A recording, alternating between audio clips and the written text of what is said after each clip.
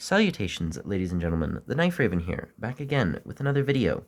And in today's video, I'll be taking a look at a very special knife, and I know I say that quite frequently, but today, I'll be looking at a Taylor's Eyewitness knife from their Premier Collection, and for some of my longtime viewers, you will know I quite like Taylor's Eyewitness. I've had some very positive experiences with this company, and only one ever even slightly negative purchase from them.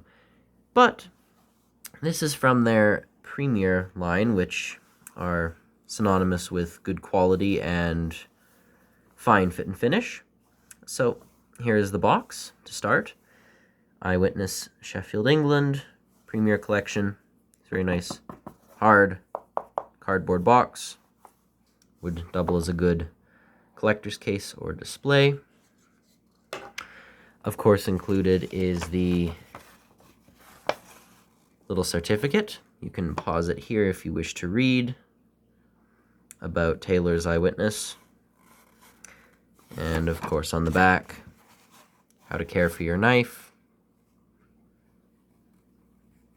And the warranty information. And this one was made by a smith, which is very interesting. I have never had a knife made by a smith.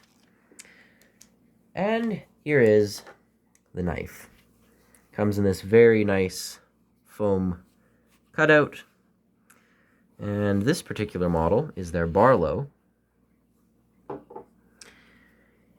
And the material we have today is beautiful buffalo horn.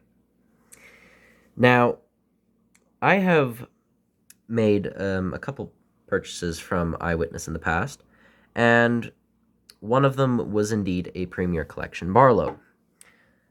Again, my viewers on my older channel will remember this knife.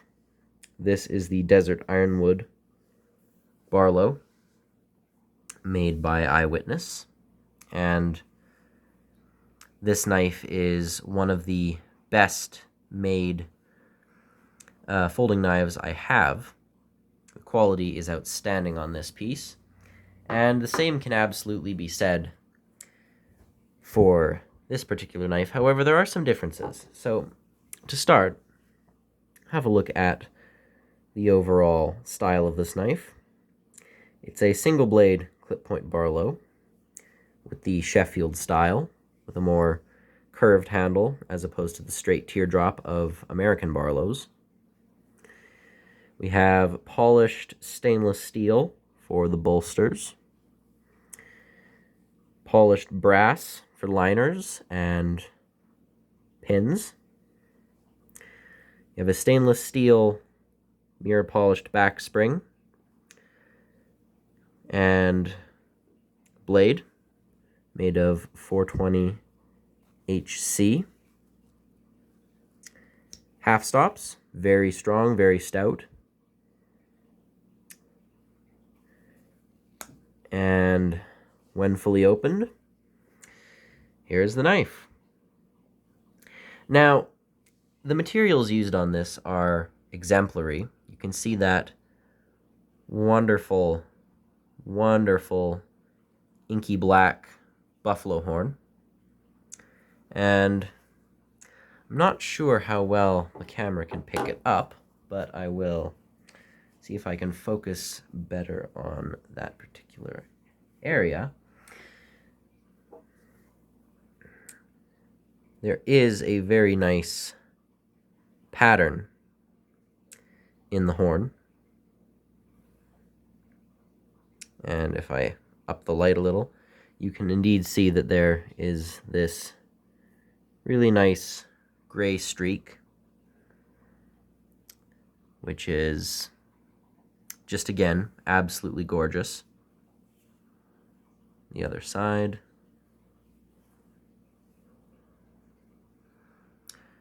But incredibly smooth handle. If you looked at it from a distance, it could easily be mistaken for a polished Bakelite or acrylic. But completely natural buffalo horn. And I do, in fact, have another eyewitness knife in buffalo horn. In fact, it's my only other knife with the same handle material. This one was made by Lee White and is a gentleman's clip, also known as a slim Barlow. And this also features that same lovely iridescent handle material. Here are the two knives side by side with one another, just so you can compare the similarities and differences of the two.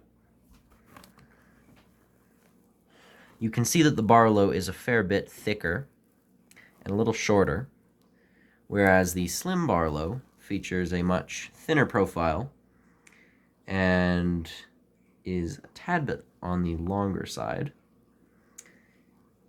The slim Barlow, again, has no half stops and a nickel-silver bolster, whereas the Barlow has stainless steel for the bolsters and a half stop on the clip blade.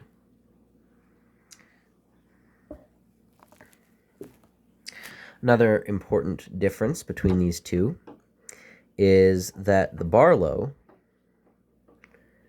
has a worked back, whereas the slim Barlow is just a plain steel spring. Now again, you can still get the slim Barlow with the worked back and the plain back on the Barlow, but as you can see here, there are some differences to these, even though they both sport the same handle material.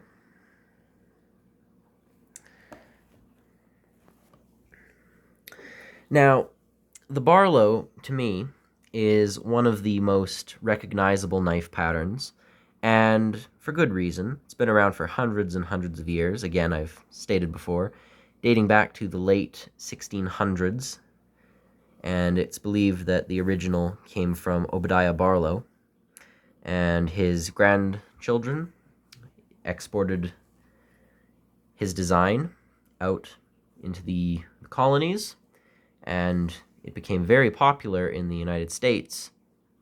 And later, it is now known as an American pocket knife, even though its origins lie in the historic city of Sheffield.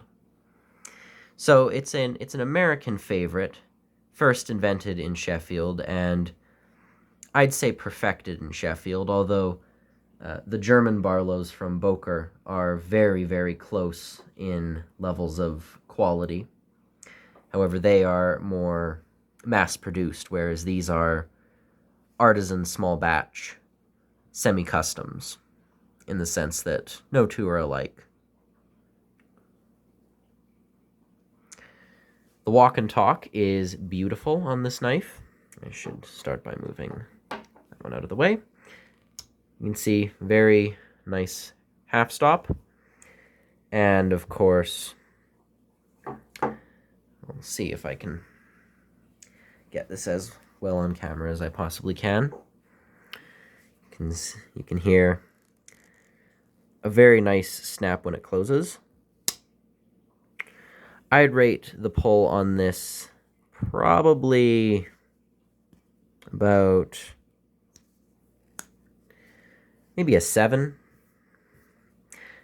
8 if I'm being generous, but not quite an Arthur Wright when it comes to spring tension, but it's far from a weak spring. I did compare it to the slim Barlow. Now I shall bring out the Desert Ironwood Barlow from Lee White, which is also a tailor's eyewitness. And here you can see there are some differences again.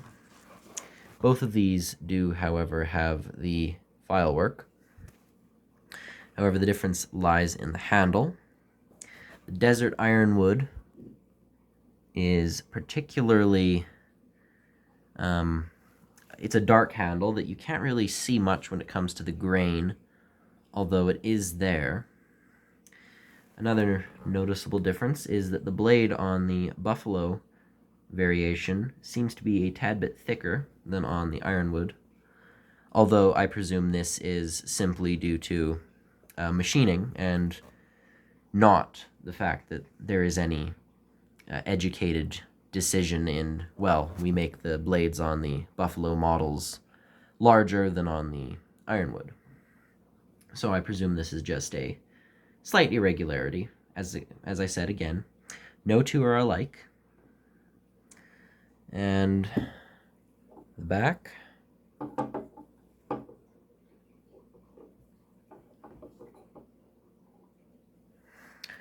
You can see one thing I really like about this new one is that the handle is a fair bit thicker and it's much more comfortable, which is saying quite a lot considering the Ironwood version was already a very, very pleasant knife to handle. But you can see the filework patterns are a slightly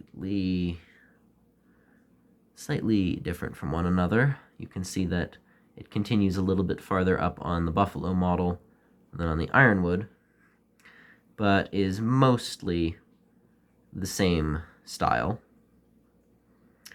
Although, again, you have to consider these are different makers, so there will be some, again, slight irregularities.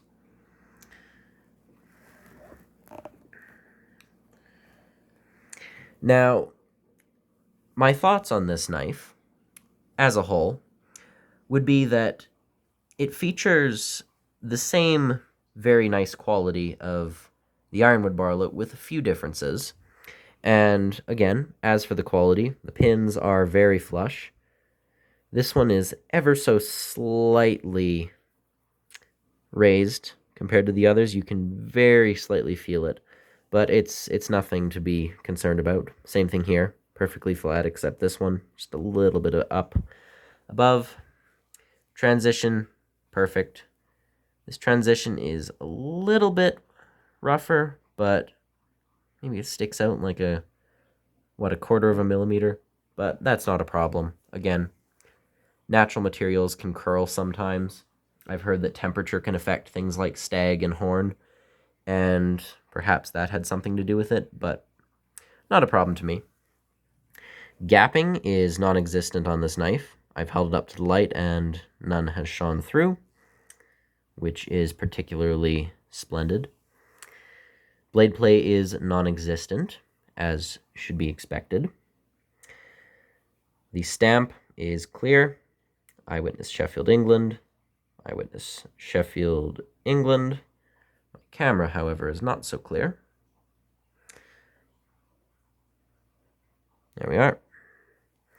And of course on the blade, Eyewitness Sheffield, England. The polish is absolutely immaculate. This is quite truly a small hand mirror. Same goes for the bolsters. And the spring, very well done. Transition from the blade to the spring is almost perfect. You can hardly notice it. Here is the Ironwood model as a comparison. And the handle is beautifully done. I think that the buffalo horn is absolutely gorgeous. I've always been a bit partial to wooden handles, but I can still absolutely appreciate the natural beauty that comes from bone, horn, stag, and the like. I actually quite favor this piece of buffalo horn over the one on the slim Barlow, as it's less shiny and has a more bland pattern. There are some streaks in there, but they're much harder to see. Whereas here, again, the camera probably can't pick them up terribly well, but there is a much more noticeable pattern here. If I can, again, adjust the brightness to hopefully make that more clear. You can see that right in the center, there is a nice line right there. And unfortunately, the other model doesn't really have anything like that. Granted, I still like it for its simplicity, but I much prefer the pattern on this particular model. In fact, I've actually heard that the correct term for the pattern in horn and bone is lightning. That glimmer that you see when you turn it in the light, which is, an understandable nickname. I will also compare this with a couple other Barlows. This one is another Eyewitness Barlow. However, this is the base model. Plain hardwood handle, very rough finishing, no file work whatsoever, no polish. This is just a working Barlow, not for the collector. And a collector like myself can absolutely appreciate it, but it's made with the user in mind as opposed to someone who's going to add it to their collection. You can easily tell which of these three is the most inexpensive, I should say. You can see there's no polish whatsoever on the base model, and the materials are far more simple, such as stainless liners and stainless pins instead of brass liners and brass pins, but still an excellent working knife. Oh, and before I put this one away, I suppose I shall showcase another basic Barlow. However, this one, while also made in Sheffield, is manufactured by Arthur Wright & Son. Carbon steel clip point blade, nickel silver bolster, brass pins and liners, and rosewood for the scales. And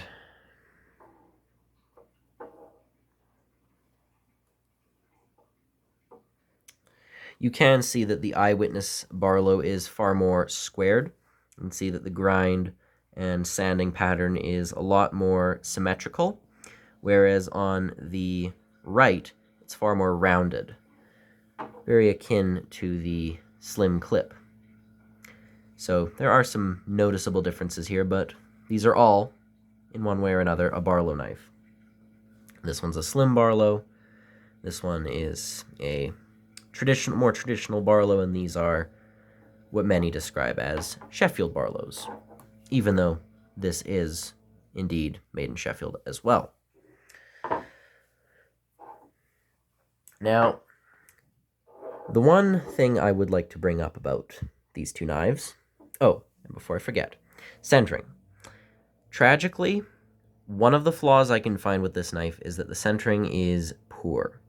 You can see that is a fairly offset blade, and again, not many people talk about this, but it's an unfortunate fact. I've noticed that this is quite off-center, and you can very easily see it. Not necessarily a warp, but certainly not correctly put together if you're getting warps like that, well, as they appear. Again, a warp suggests that the blade itself is bent. I don't believe that's the case. I just think that the way it was attached to the handle was off in some way. But I can't prove that. And the centering when it's closed, however, you can see that is perfect. Which I suppose it kind of redeems itself in the sense that it may not have good centering when open, but when it's closed, this is perfect. So I have to be generous with that. Now, these are both made by different makers. This one is made by Lee White, the more well-known of the Taylor's Eyewitness craftsmen. And I believe A. Smith is a newer worker. I believe he is perhaps Lee White's apprentice or assistant. But I do want to specify that I purchased this at Fendryhon. I bought from Fendryhon once before, and the only other time was to purchase this. This was this slim clip. And it's a store that has a location here in Canada. I believe they also have a US location too. Fendryhon.ca and Fendryhon.com. And they have a fairly nice selection of Taylor's Eyewitness, among other brands, such as Higo no Kami, Boker, I believe they sell Claude Desorme, Robert David, various different French brands and such. But Taylor's are among their nicest knives, and I noticed that this knife was selling for, hear me out, this is the price. You can check if you want. I believe I got the last one, so it's sold out, but hear me out. This one cost Canadian 165.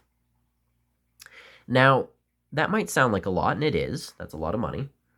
But this one, which I bought just over a year ago, this one, which took me a very long time to get because of how expensive it was, from Sheffield direct, cost over 300.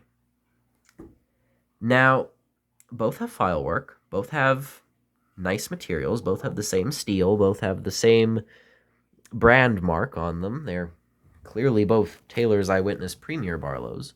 So what's the difference? What makes the knife on the left almost double the price of the knife on the right?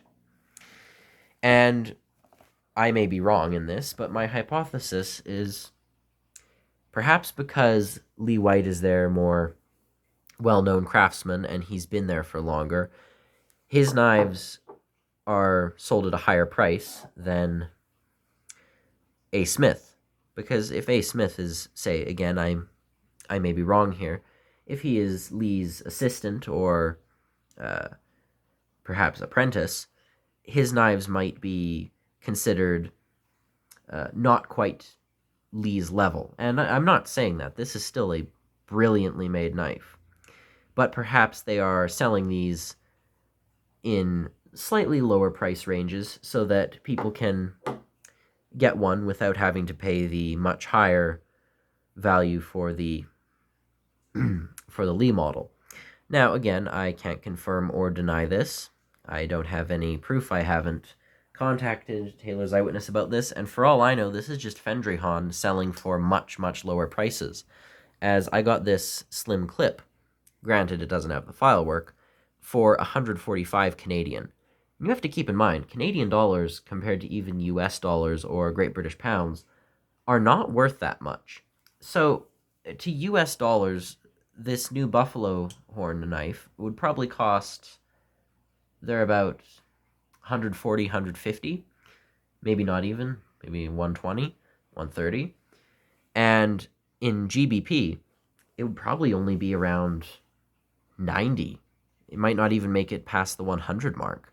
And that's kind of shocking. I was expecting a much higher price, and I saw it appear, and I figured I made myself a promise that I would not purchase more than one Taylor's Eyewitness Premier Barlow in a year. And I should probably clarify that when I made this, I had two of them, so I'll do better from now on. But if I thought I was going to get one this year, I had to get this one because it was just such a good deal. It wasn't on sale, wasn't being sold as a second.